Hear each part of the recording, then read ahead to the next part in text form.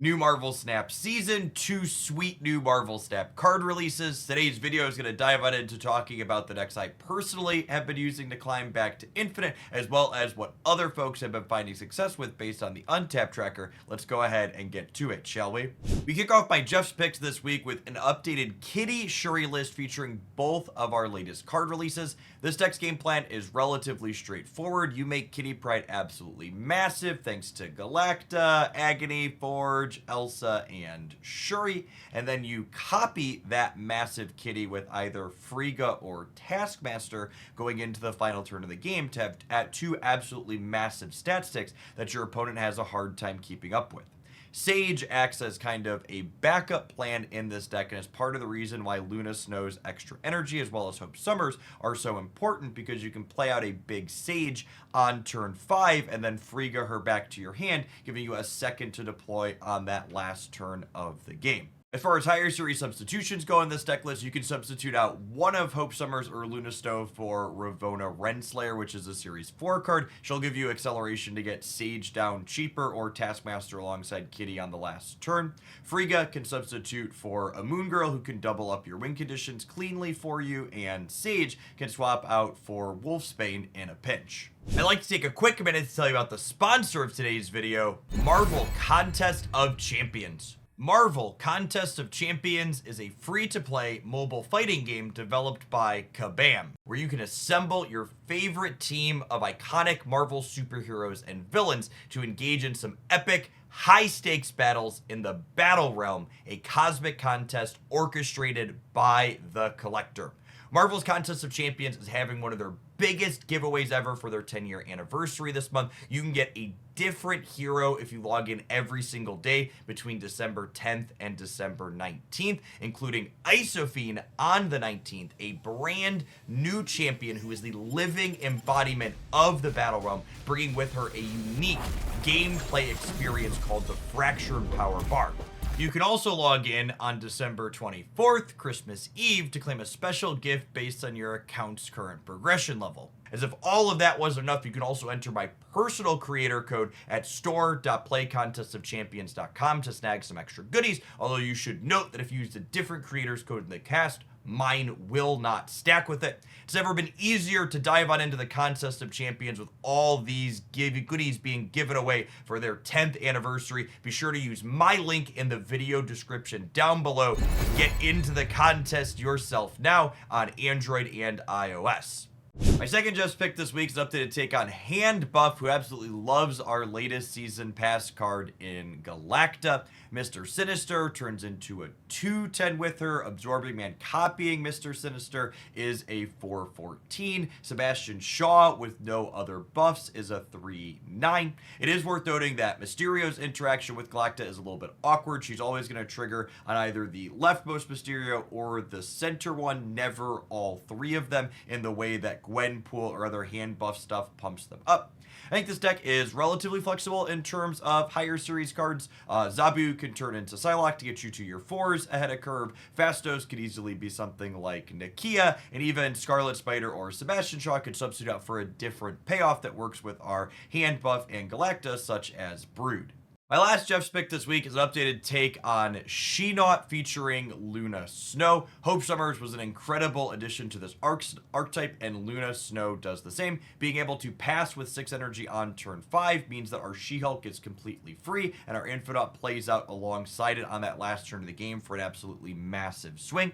This deck list is also playing Pixie, who loves swapping our cheap costs with our 6s, who we can then double up with Moon Girl for absolutely insane blowouts. As far as higher series cards go, I would say the important ones for this deck are Pixie, as well as Hope and Luna, who provide key acceleration for us in those final moments of the game. Red Hulk can be any other 6 energy card, such as Magneto, at your disposal, and Hydra Bob can easily substitute out for a different 1 energy high-setted thing, such as Titania or Rocket Raccoon. We kick off our high potential deck list this week with a Wiccan Thanos variation. Those not familiar with my deck roundups, high potential deck lists have impressive stats on the Untap tracker, and albeit fairly small sample sizes, these decks could be the next breakout thing in the format, or they could normalize a little bit and come back down to earth as their sample size grows.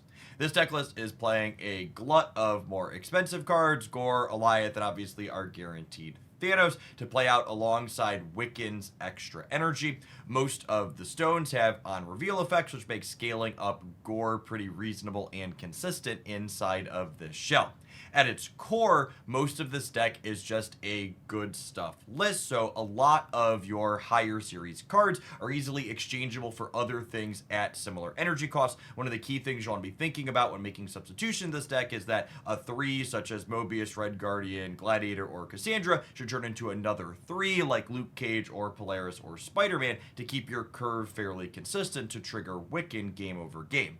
Up next, we have an interesting take on high evolutionary Luna Snow with a small clog package. So notably, both Luna Snow's Ice Cube as well as White Widow's Widow's Kiss blow themselves up when a location gets full.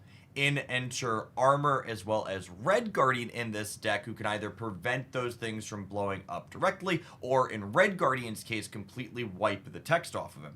Guardian's especially a potent follow-up to Luna Snow, because you'll make sure that Ice Cube stays on your opponent's side of the board, while also denying them the extra energy that they would typically be getting from it every single turn. As far as must-have cards go, High Evolutionary is obviously non-negotiable in all of his decks, but I would wager we have wiggle room on a lot of the other details here. Even Luna Snow could probably be substituted out for something like Hope Summers that provides energy acceleration for you in a different way. Red Hulk's just a big thing, and White Widow and Red Guardian obviously have synergy together, so if you're missing one of them, you probably swap the other out for something else that would be reasonable as well.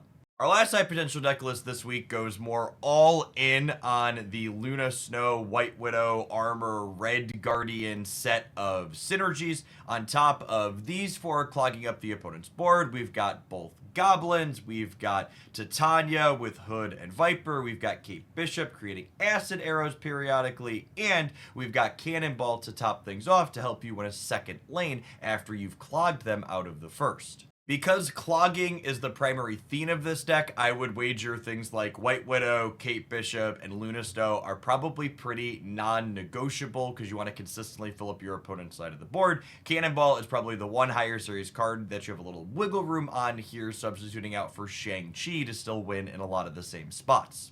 We kick off our top performers category with the relatively stock movement shell that we've seen since Madam Web and Anya were introduced to the game, sporting the fairly typical Cosmo Goliath 1-2 punch that will simultaneously protect your own scaling threats while also disrupting what your opponent has going on. Notable tech in the top performing movement list pre-Infinite is that Mobius and Mobius is here to ruin your opponent's cost discounts, being excellent against things like Sarah Surfer and Scar. Speaking of Scar, Suitor Scar is our next one in the top performers again this week. Last month's season pass card is still trucking along after its nominal -1 point change. This deck list is a very consistent mix of big numbers to enable Scar at the top end, while also having meaningful disruptive elements in that Cosmo Goliath 1-2 punch, as well as armor to protect your large things from Shang-Chi.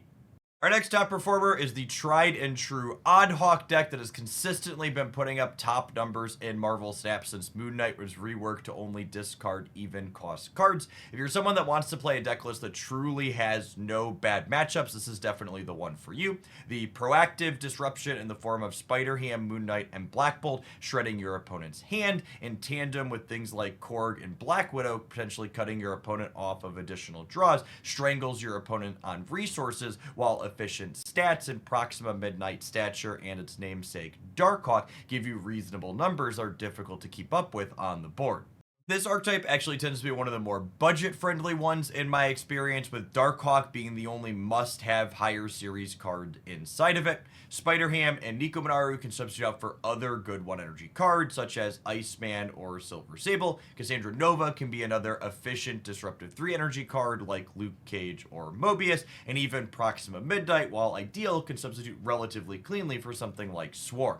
Our final top performer this week is the Pixie Gore deck that I featured as a Jeff's pick last week. This deck list has been putting up killer stats both in post-Infinite at the end of last season, as well as people using it to climb back to Infinite this season. It is such a phenomenal mix of big numbers that all get buffed even larger by both Agent, Venom, and Bast.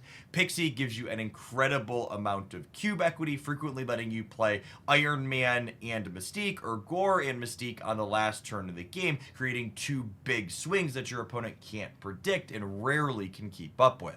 As we move on into our most popular category, we kick things off with Silver Searcher featuring Galacta. This deck list I have up on your screen was the most popular on the Untapped tracker, but it's worth noting that there's a ton of variation in these lists. Personally, I've been a fan of playing Luna Snow alongside Sarah in this shell, since Luna Snow on 3 lets you play Sarah on 4, which feels incredibly powerful. I think it's also worth pointing out as we go through these most popular lists, this is the first time in a long time that none of the deck lists in this category are breaking double-digit metagame percentages, no matter how I slice the Untapped data this week. The current format is incredibly diverse. There's a lot of different decks finding success based on the data and my own anecdotal experience. As always, if you're missing any of the higher series cards inside of Silver Surfer, swap them out for your favorite other 3 energy cards that provide various utility depending on the situation that you're in. Mr. Negative is the second most popular deck per stats on Untapped. That doesn't surprise me with this deck getting a new toy in Gore last week, as well as being a stellar candidate for farming bots to get extra cubes quickly on your way back up to infinite. This deck list is really good at hiding its power output range in your hand, which makes it easier to snap our AI overlords and get those full 8 cubes out of them.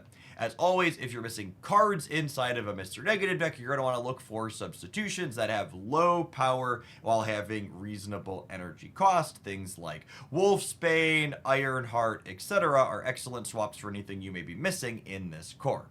Our third most popular deck is one that I'm happy to report has aggressively mediocre stats on Untapped, and that is Galacta Galactus. I won't be surprised if this deck ends up hanging around the edges of the format, because people that enjoy playing Galactus tend to really love it, so anytime it gets a new toy, its play rate tends to see a pretty significant uptick. That being said, I'm not really worried about it in the long term, because its stats pre-infinite are not stellar on the Untapped tracker, which means post-infinite they're typically going to get completely dumpstered.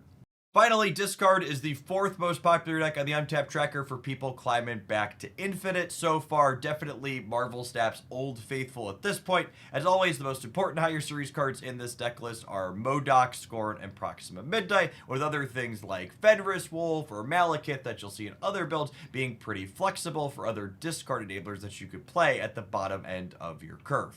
I've had a blast on stream so far this season on my climb back to infinite, playing a ton of different things and experimenting with both Luna Snow and Galacta, which both seem like very reasonable, playable Marvel Snap cards. I think if you're someone that enjoys Hope Summers in particular, Luna Snow is probably going to be a good pairing in a lot of her decks. So if you're a Hope enjoyer, Luna Snow seems like a really solid pickup. Galacta putting out really meaningful stats even when you don't completely build your deck around her, and when you do, she makes absolutely massive numbers. Seems like another solid season pass card to boot. As always, I'd love to hear in the comments down below what deck lists you've been enjoying climbing to infinite with. And I'd also like to give one final shout out to Marvel Contest of Champions for sponsoring today's video. Remember, if you want to check out a sweet fighting game on mobile, you use my link in the video description down below to check out all the goodies they're giving away for their 10-year anniversary on Android and iOS.